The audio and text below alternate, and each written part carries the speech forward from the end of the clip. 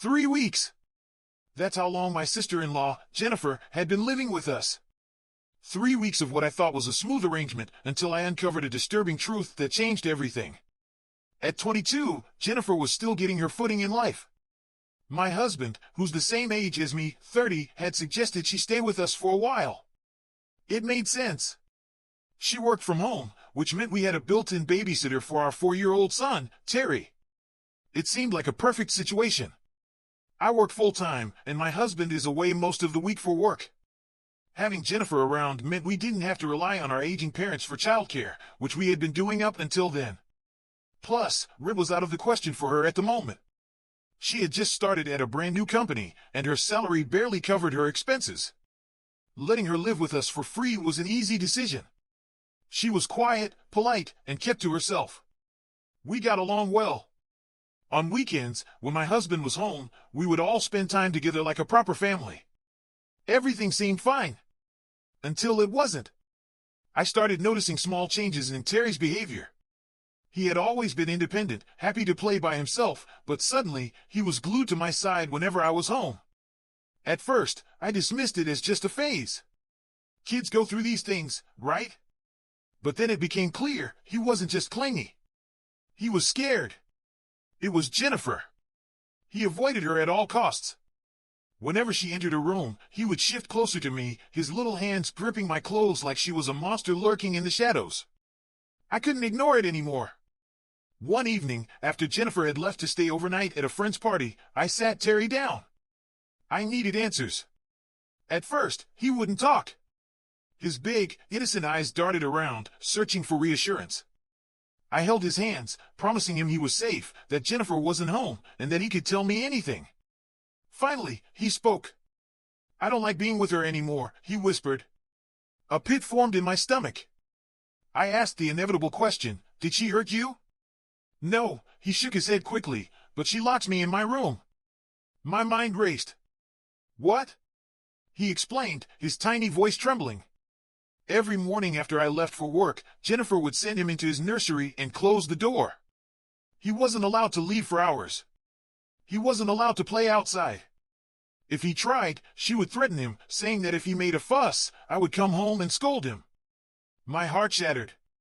My baby had been locked away, confused and scared, day after day. He had been too afraid to tell me. He thought I would be angry at him. Jennifer had made sure of that. I reassured him over and over, promising that he was not in trouble, that I believed him. But inside, I was seething. I needed proof.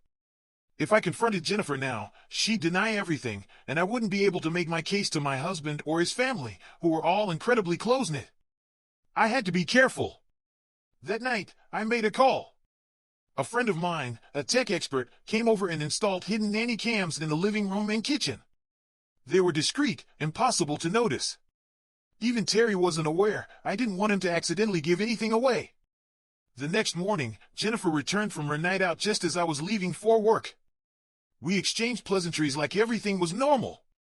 But instead of heading to the office, I slipped next door to my neighbor's house.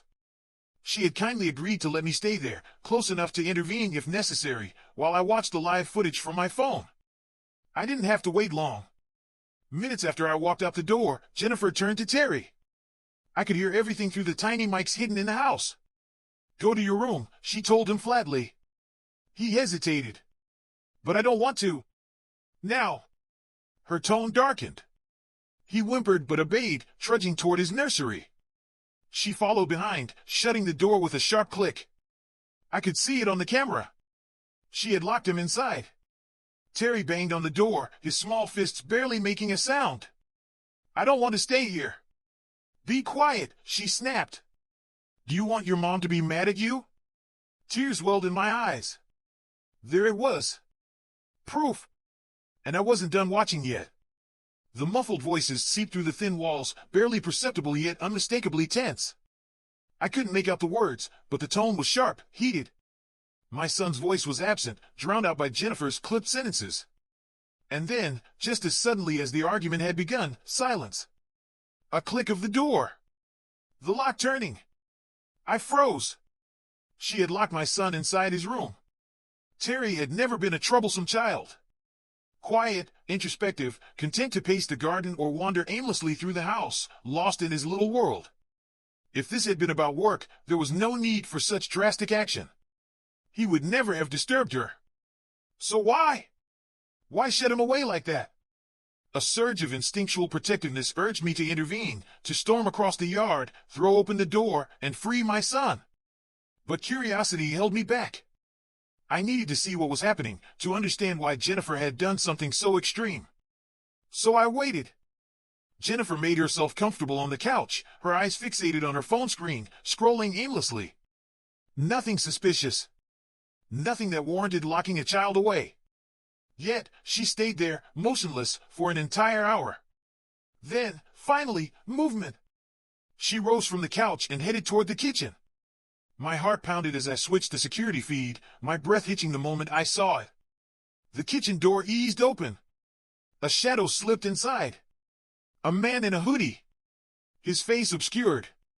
My stomach tightened into a knot. Who was he? Jennifer led him to the living room, and the moment he pulled back his hood, my blood ran cold. Marcus. A name I hadn't uttered in years. A face I had hoped never to see again. Jennifer knew about Marcus, knew about the nightmare he had put me through. Years ago, I had vented to her about his obsessive behavior, the way he had clung to me long after I had broken things off. We had only dated briefly, just a few months in college, barely enough time to call it a relationship. A couple of casual dates. A single impulsive night together. Nothing serious. At least, not to me. But Marcus had seen it differently. When I moved on, when I met my husband, Marcus hadn't taken it well. He told everyone I had betrayed him, twisted the narrative into something ugly. The whispers followed me through campus, people branding me with cruel names, accusing me of heartlessness. I had ignored them. I was happy. I was in love. What did it matter what Marcus or his friends thought? But Marcus hadn't let go. He clung to the delusion that we were meant to be, that my relationship with my husband was a mistake. At first, it was just messages, long, desperate pleas for another chance. Then, when those were ignored, the texts turned obsessive. Relentless. He created new accounts every time I blocked him. He never stopped watching. Waiting. And then, he escalated. The stalking began after my engagement. Calls, night after night, his voice cracking with desperation. I had answered a few, hoping to put an end to it. I had insulted him, mocked him, thinking that maybe, just maybe, it would wound his pride enough to make him stop. It hadn't. When threats of legal action finally silenced him, I thought I was free. But Marcus was nothing if not persistent.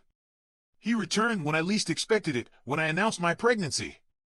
At first, I dismissed the unease, convincing myself that I was being paranoid. Then, I saw it. The same white car. Tinted windows. Following me. Always nearby. I told my husband. We went to the police. They traced the car back to Marcus. When they confronted him, he crumbled. He begged. He sobbed. He swore he didn't care that I was pregnant, that he would raise my child as his own, that I couldn't punish him like this anymore. It was madness. That was the day I pressed charges. That was the day I finally got the restraining order. For 2 years, he vanished. No texts. No messages. No unwanted appearances. I convinced myself that he had finally moved on. That he was gone for good. But now, here he was. In my house. With Jennifer.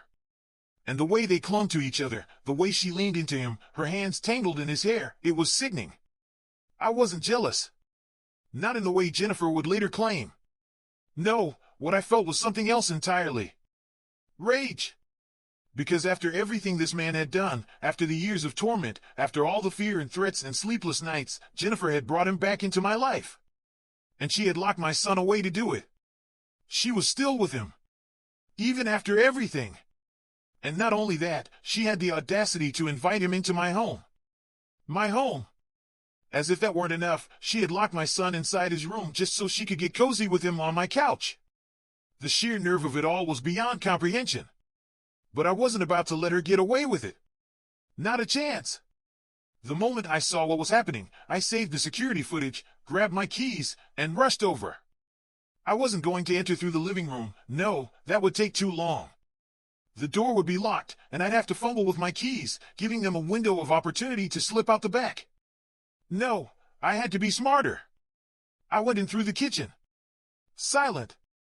Unannounced. Determined. As I stepped into the house, my pulse pounded in my ears. I moved through the space, making my way toward the living room. And there they were, lounging on my couch as if they had no care in the world. I could feel the heat rising in my chest, my vision narrowing. I didn't even acknowledge him. He was nothing to me. My focus was on Jennifer. I let the words fly. Accusations. Disbelief. Betrayal. I demanded to know what she thought she was doing. I had trusted her. Left my son in her care. And this? This was how she repaid me? She tried to defend herself, scrambling for an excuse. She loved Marcus. He loved her. They had been together for a year, and there was no reason for me to worry. Worry? My anger burned hotter. This wasn't about them. It was never about them. This was about the lies. The deceit. The way she had locked my son away so she could play house with my ex, the man I had fought so hard to keep out of my life. That was the true betrayal. I had heard enough. I wasn't going to listen to any more excuses. She had to go. Now. Or I would call the police. I stormed down the hall, unlocking Terry's door, pulling him into my arms. In the meantime, Marcus slithered out the back, promising he wasn't there to cause trouble. As if I cared. As if his mere presence wasn't trouble enough. Jennifer wasn't ready to give up so easily. She pleaded with me. Begged. She had nowhere else to go. But that wasn't my problem. She should have thought about that before sneaking my ex, my stalker, into my home. She tried to justify it. Said Marcus had changed. That therapy had fixed him. That his past behavior was just a result of immense psychological pressure. That he had sought her out a year ago, found her at a bar, recognized her from our wedding photos, and apologized. That he had told her he couldn't face me himself, so he wanted her to do it for him. And somehow, that pitiful excuse had been enough for her to let him into her life. Enough for her to start dating him. It was sick. Deranged. She was 21. He was nearly 30.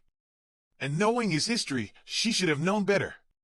She should have known never to bring him near me.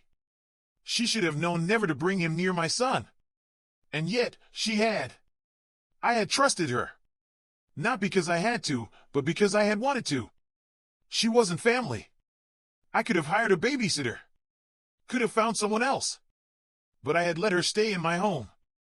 Given her a place. And what did she do with that trust? She tossed it aside. Now, she wanted forgiveness. Wanted a second chance. But there was no coming back from this. No fixing what she had done. I told her, point blank, that she was out. The arguments continued. The pleas. The desperation. But my decision was final. Eventually, reality sank in, and she gathered her things. Before she walked out that door, she had one final request: don't tell her parents. They would never forgive her. I made no promises. I simply watched her leave.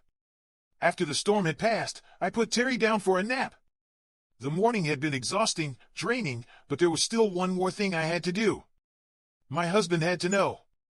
But in that moment, anger still pulsed through me, hot and unrelenting. I wanted her to feel the weight of her actions.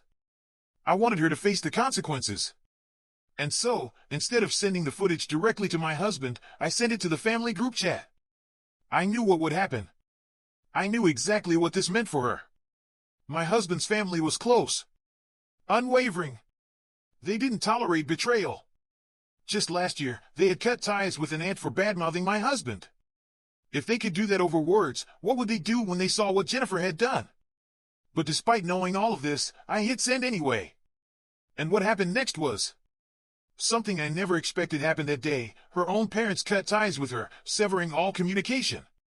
It wasn't just them. My husband, too, was stunned beyond belief. He could hardly process the reality that Jennifer had done something so cruel, so reckless. In his anger, he almost pressed charges. Almost. But I was the one who convinced him to let it go. She had already spiraled far enough. After I sent that video to the family group chat, my in-laws called, voices heavy with sorrow and fury. They apologized, though it wasn't their burden to bear. They swore they would never speak to her again. I knew they'd react this way, and yet, hearing their voices filled with such disappointment made it feel all the more real. Jennifer had burned every bridge, and now she stood alone. My husband, much like his parents, made his stance clear. She was cut off. Now, she has nowhere to go. I know because she texted me just a few hours ago, spewing resentment, blaming me for ruining her life. Her friends? They all have roommates or live with their parents, nowhere for her to crash. Even Marcus, the one person she destroyed everything for, still lives at home. His parents don't know about her. If they found out she was connected to me, he'd be out on the streets too. So what's left? An apartment she can barely afford on her meager salary? A new job she can't even begin to look for without a stable place to stay? It's a mess, one of her own making. And yet, the guilt gnaws at me. I know I shouldn't feel this way, but I do. Seeing her this helpless, knowing that my actions put her here, makes it hard to shake the weight of responsibility. Did I go too far? Was I acting out of pure anger instead of justice? I knew exactly how my husband's family would react. I anticipated every consequence before I hit send, and still, I did it. Now, I can't escape the feeling that this mess is somehow my fault. I talked to my husband about it. He sees things differently. He thinks I'm torturing myself over nothing. This is Jennifer's doing. Even if Marcus has changed, assuming that's true, it doesn't erase what she did to Terry.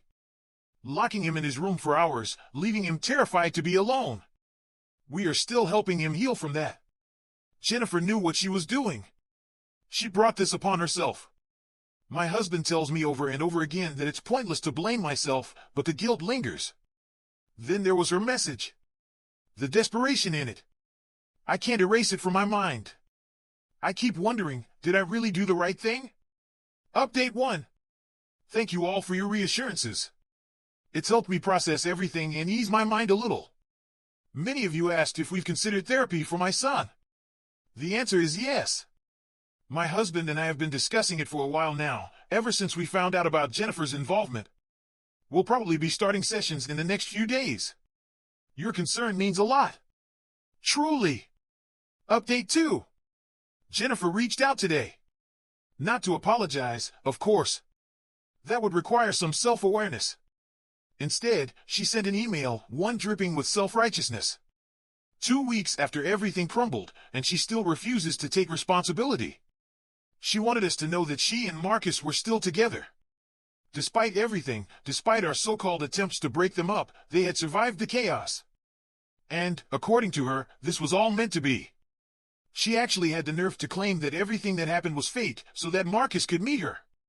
As if I had been standing in the way of their grand love story. She even accused me of being jealous. Jealous of her. Can you imagine?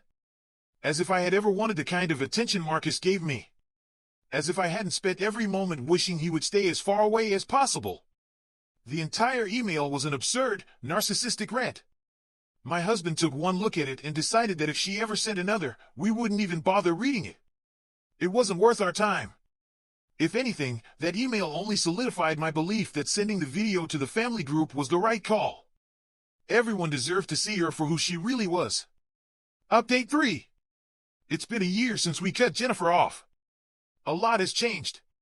She and Marcus got married a few months ago. They've moved to Canada. And, here's the kicker, she's pregnant. She announced it last week. From what we hear, things seem to be going well for them. Good for her, I guess. The irony? My husband and I are also expecting. I'm in my second trimester. We haven't told many people yet, but we'll be making the announcement soon. Terry is beyond excited to be a big brother, and my husband and I? We're overjoyed. This time, we're going to do things right. No mistakes. No bad babysitters. Just a fresh start, filled with love and security.